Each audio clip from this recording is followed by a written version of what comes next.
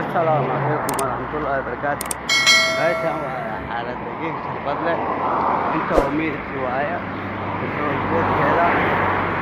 meesha uu miidka kasoo horjeedo saasaa loo jejebiyey waa u jeedid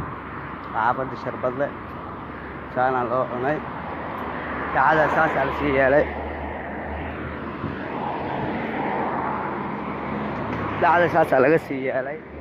adiga waa u jeedi waa la kutuway xaafadii xaaladeeda xaalay noqotay xaafad baa gareen noqotay soo kacay marka taayna ay qofood iska bari karo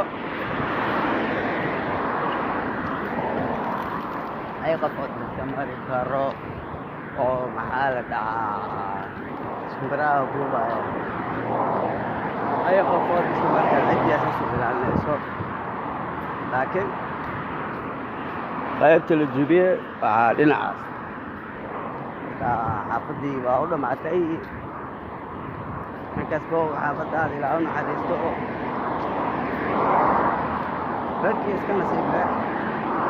xaafadda wasiirihii guurteeda saasaa loo ilaalu magacayn marka insha allah khayr ilaahay akhayrka ummadda weli waxaa guriga iska ogeysan yihiin ummadda weli guriga iska ogeysan yihiin